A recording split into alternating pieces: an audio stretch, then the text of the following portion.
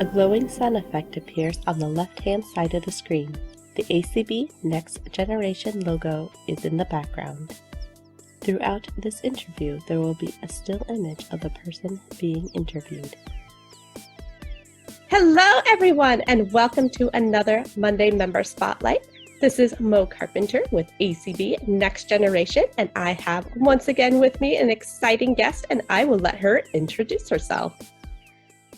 My name is Kristen Kelling, and I am from Grand Rapids, Michigan. My basic visual appearance is that I have blue eyes, probably a dark blonde, they call it dirty dishwater blonde hair. Today I'm wearing a sweater. I joined ACB Next Generation just almost a year ago, and am currently serving on the board of directors for 2022. So Kristen, what is your eye condition and how would you describe what you can see? My eye condition, by what I understand, is optic nerve hypoplasia, which is a condition where your optic nerves are undeveloped. It is a progressive condition that normally progresses in the womb before you are born.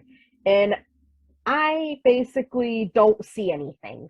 I do not have light perception or any of that. So I'm totally blind. How did you find ACB? Basically, my history with ACB, I started at the local level. So I had a lot of people, several people who nagged and nagged and nagged. They really wanted me to go to our local chapter here in Grand Rapids, which is called Visually Impaired Persons for Progress.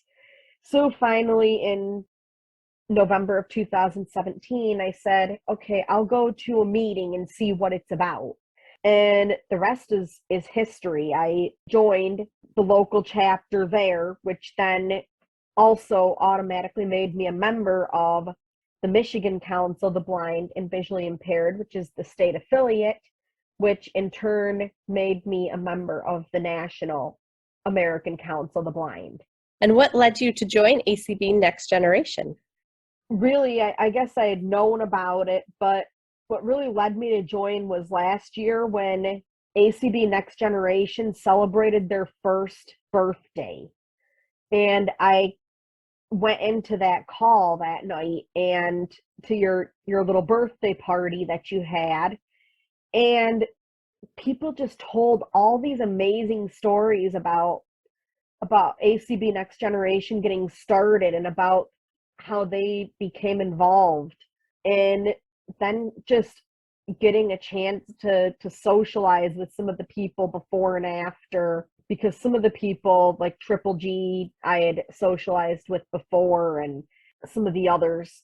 And so I finally was like, you know what, I'll join ACB Next Generation and see if it's something that I want to try for. I'll at least try it for a year and see what happens. And so here I am in ACB Next Generation and loving life. Oh, and another thing is that there's... And we snagged you up as a director.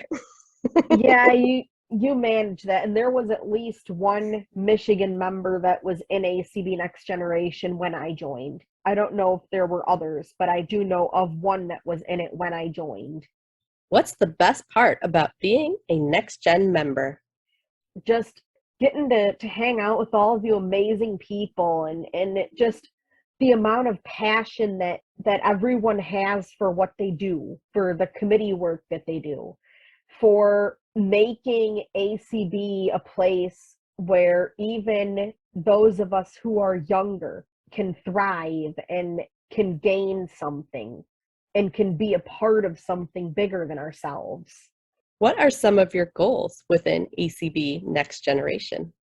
Well, I think my goals with ACB Next Generation, I should start by saying that it kind of shifted a little bit, because I never imagined that I would be on the board quite so soon. This was a goal that I had, but never did I imagine that I would be here so quickly and being involved in helping run an organization. I think that one of my goals within ACB Next Generation is to just be able to get some things done and to be able to do all that I can to assist ACB Next Generation in their endeavors and for the future, because we are the future. And I think that it's important that we recognize that.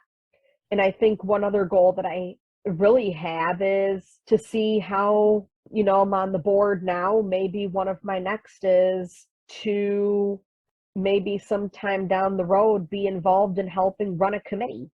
I think that would be really cool. A quick little update here is that Kristen is now the co-chair of our programs committee. And you're already on at least a couple of committees. I'm on 3 committees. I am on membership, convention, and programs. The 2022 convention theme is Here, There, and Everywhere. What does this mean to you? I think here, there, and everywhere is it really encompasses for me that we are able to do things wherever we are, that we're able to thrive, that we're able to see things done in our communities and beyond. And that we as blind people, we as individuals who are blind or visually impaired, will learn and be able to thrive in a sighted world and be able to overcome barriers. Do you have a job? And if yes, what is it? Actually, I do have a part-time, it's supposed to be temporary. They've extended our funding like 3 times, but now we're funded under a grant. So I at least have a job through June of 2023. And I am a contracted employee with the health department, the local health department, and I work as a community connector representing individuals with disabilities. In my role, I aim to increase education and awareness for health-related issues, especially COVID. We've been working a lot in the COVID space and the vaccine space and just making people aware and educating them. But there's also other areas that we've learned about, such as STIs and lead and diabetes and just all those sorts of things. That's essentially my job. It's an outreach type position.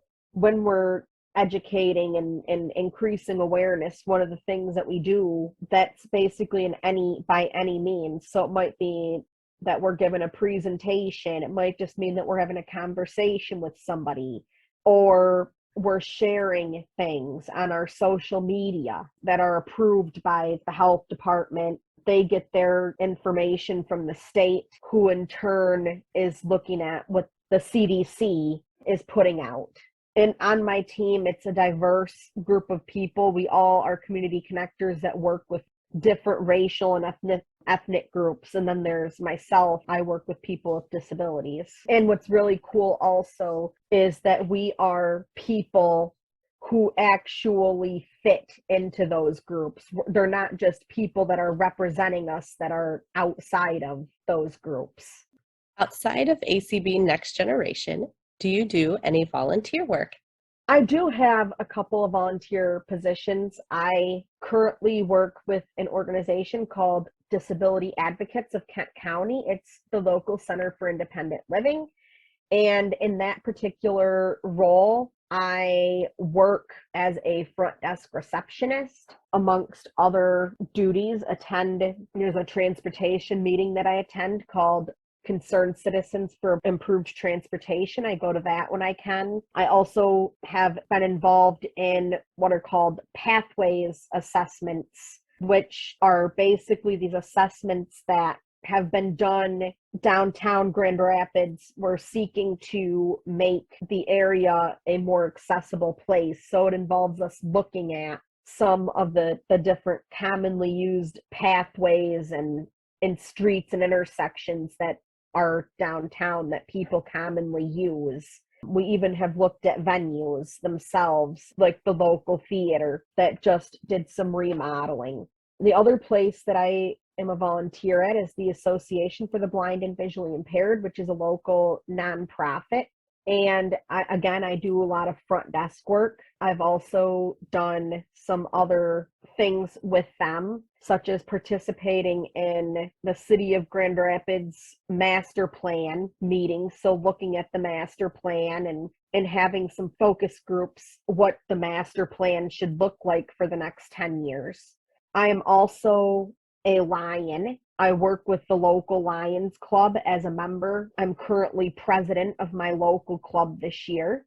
And I also am a youth leader in my church, and I also do some music in my church as well during church services. And finally, I serve on the Consumer Advisory Committee for Seniors and Individuals with Disabilities, which is the advisory committee that my local transportation authority, the Rapid, has. What is your home life like? So my home life, it really just depends because I'm so busy all the time that, which I really like, by the way, for the most part, don't get me wrong, just kind of hang out. It's a really quiet type of a home life. We don't have too much rambunctious activity or anything like that goes on. Home is definitely a place that for the most part I can relax when I'm not doing other things. So I take it you're single? Yes. Single, no pets? Or do you have pets in there too? I unfortunately do not. And I have no children. I just spoil my 7-year-old nephew. That works for me. What are your goals or dreams? Figure out what I want to do with my life. I figure out, is there extra training that I need in order to get into a job that is more permanent? And if so, how does that look? Do I go get a master's degree? My bachelor's in social work. Do I go get a master's in that? Do I go get a master's in something else? Is it necessary? So those are all things that I kind of need to sort out because I'd really like to get into something that I can consider a career. What are you looking forward to in the next year? Go to Omaha on scholarship. I'm going to try to apply for either DKM or JP Morgan scholarships, but if I can't get that, I will definitely go to the virtual convention. Where would you like to be in 5 years? Hopefully more settled in a career, doing something that I love, that I enjoy, that will benefit others. That's really where I want to be in 5 years. What makes you smile? Hearing about other people's dogs having a good time, or petting other people's dogs. I love dogs. I want to pet and cuddle people's dogs. My nephew makes me smile. I have friends that make me smile, being able to hang out with them. Those are just a few things. It's really some of the little things that make me smile the most. What gives you confidence? From my faith and my beliefs, and knowing that I have hope, knowing that there eventually is a light at the end of the tunnel. What are some of your passions? I have a big passion for accessible transportation for all. Here in Grand Rapids, we call it mobility for all. And it centers around this idea that no matter where I live, where I want to go, or where I work, I should not be limited because there's no access to transportation. And another thing for me is just being able to make a difference and help others in any way that I can. If I can bring something to the table, I'm very passionate about doing what I can to help others. Is there something you would like to try? And is there any barriers keeping you from doing so? I've never flown before. It's nerve-wracking, but it could be an interesting experience. Biggest barrier to that is flights are expensive. But I don't necessarily want to do, obviously commercial flights, the most common way that people do it. But I also wouldn't mind just not even leaving the state and just being on like a private flight. Well, to go on that thought, where have you traveled to and where would you like to go? I've traveled to a few places. I've traveled to Panama City Beach, Florida. I did a mission trip in Agua Prieta, Mexico, which is just over the Douglas, Arizona border. I've been to, obviously to states around me, Indiana, Wisconsin, Illinois. We've stopped overnight in Texas. Oh, I've stayed in Pennsylvania too. I'd like to actually go spend some more time in Tennessee. I have a friend that lives in Knoxville, but I also would like to go to Nashville, to Music City. I also wouldn't mind going to the land of paradise, to Hawaii. And I'd also like to go to some places in Europe, particularly the UK, to Italy, to Germany. Tell us about one of your craziest adventures as a blind person and how it impacted your life. There was a friend and I who were in our probably mid-teens, and we were in a day camp program that they did during the summer called Summer in the City. It was with the Association for the Blind. Well, we had rides there in the morning, but we had to take the bus to meet our parents elsewhere after. We would get on the bus and we would go, but there was this one particular day, because there were like 3 different buses that we had to take, where we got on the first bus and got to Central Station and got on the second bus. Well, the driver forgot to let us off at our stop. And so when somebody spoke up and the driver stops, it's like, we have no idea where we are, okay? And she's just like, oh, just get off and walk right. And I'm like, okay. So we're walking, and like I said, we had no idea where we are. And this was in a world before smartphones. My friend had a little flip phone. I did not have a cell phone yet. And we found some other people that would give us instructions. They're like, oh, well, where does this bus, this is where the intersection we're going to, how do we go find this bus stop? And somebody's like, okay, go 1 more block, but don't cross any streets. Okay. So we find a bus stop, but the bus driver gets there and it's actually not our bus stop.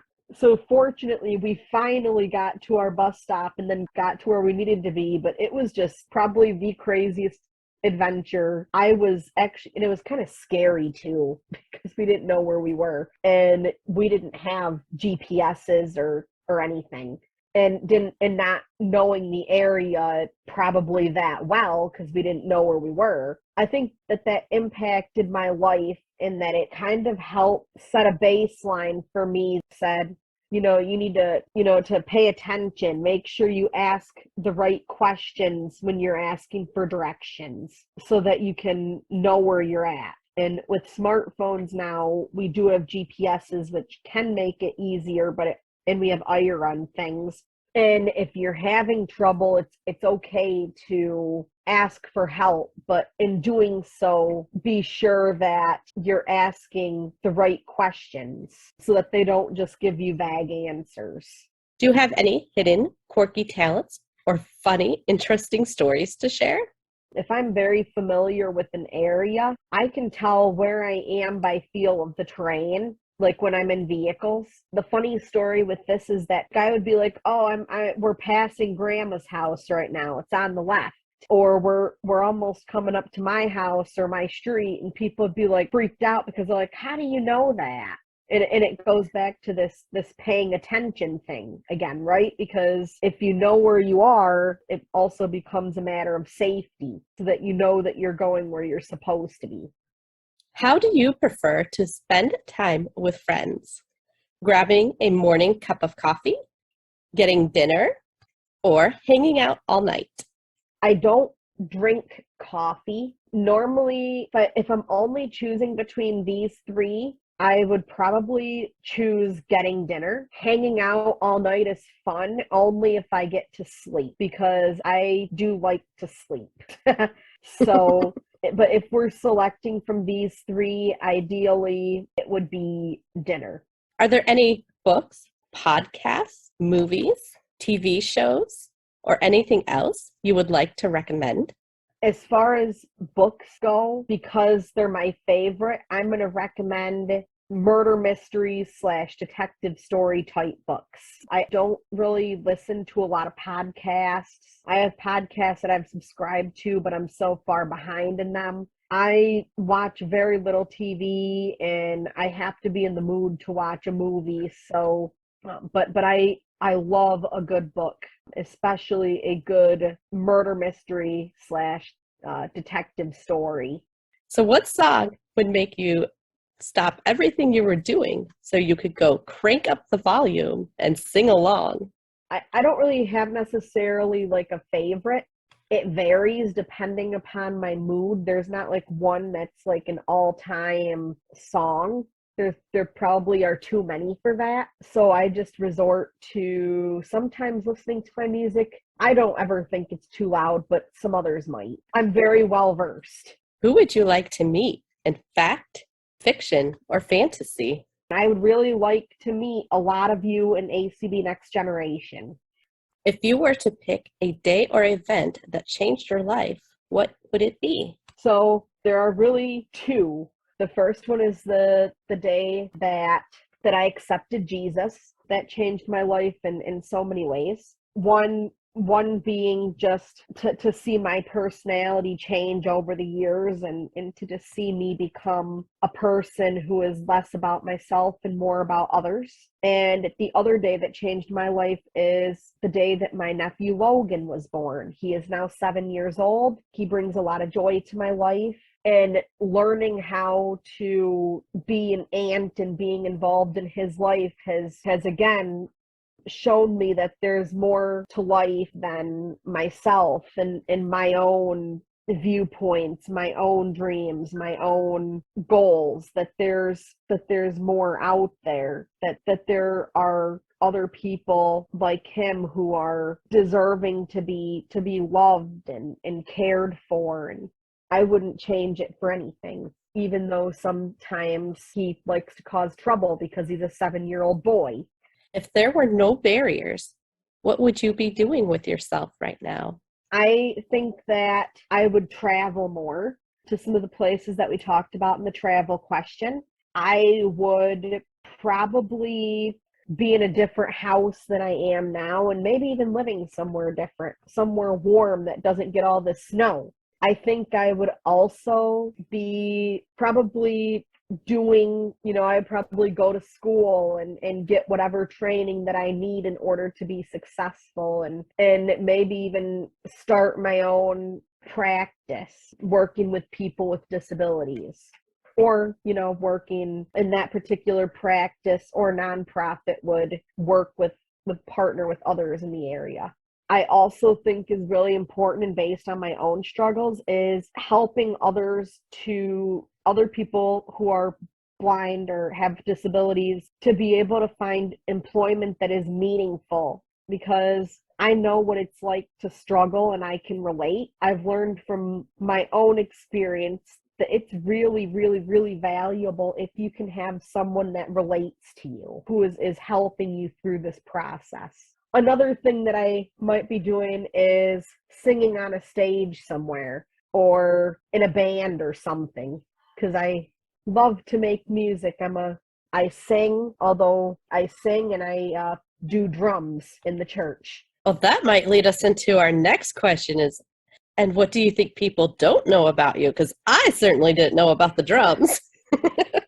You didn't know about the singing either. I do know about the singing, not a lot, just that it exists. I do. The drumming is very amateur, actually, but a lot of people do not know that I play drums unless they've actually seen me do it or I've told them. What is one thing you wish you understood or that you wish others understood about you? First of all, I wish that people understood the fact that I am an introvert, which essentially means that I am recharged more by being alone, that I prefer smaller groups rather than large ones. In fact, I think large groups can be quite overwhelming. As far as what I wish that I understood, I wish that I understood those around me better, and that I understood how to understand them better. What is the strangest question someone has ever asked you? One question that I think is kind of strange that somebody asked me was being blind, how do I eat? Granted, the person who asked me that was a little kid, but it was still probably one of the strangest questions I've ever received. Oh, and another one, because this one is hilarious, is actually this was asked about me, is why is that girl walking around with a stick? Is there any crazy random fact that you know? I play a lot of trivia at times, but apparently right now I don't remember any of what I learned from trivia. What is something you would like to invent or have invented for you? Oh, there's a couple of things. Number one, my roommate and I were talking about this one, and we thought that some sort of teleportation device would be fun, so that we didn't have to worry about transportation. We could just either be in a think of where we want to be and then just be there. Yes, please. And then the other one for me is a laundry machine that your clothes can wash and dry in the same appliance. Actually, I'm pretty sure they have one of these too. A refrigerator that's accessible that will tell you like what's in it and when it's going to expire. But yeah, so that would be kind of neat. What is one thing you would like to tell your younger self? Is don't overthink everything so much. Is there a quote or piece of advice you would like to share with everyone? I feel like it's cliche because it's a Helen Keller quote and a lot of us want to use her, but this one was really good, and it's one thing worse than having no sight is having no vision. And this particular quote comes from this idea that it's one thing if somebody has sight, but having vision is a whole other thing. Having vision is about, what do you want to do? What are you going to do to carry it out? Like these are your visions versus just having sight. Where should we go to learn more about you? I'm on Facebook. There are some things that you may be able to see up there, but a lot of my account is private. So if we're not friends, you may have a hard time seeing it. And then I also have Instagram, and again, that account it's a private account just because in both of those scenarios, I've had things happen that stuff needs to be private. I am on Twitter. It's been a long time since I've used it, and I'm on LinkedIn. Thank you for listening. This has been an ACB Next Generation Monday Member Spotlight. If you enjoyed these videos, we'd really appreciate it if you could click the like button and subscribe. If you would like to learn more about ACB Next Generation, we invite you to check us out on several social media platforms as ACB Next Gen.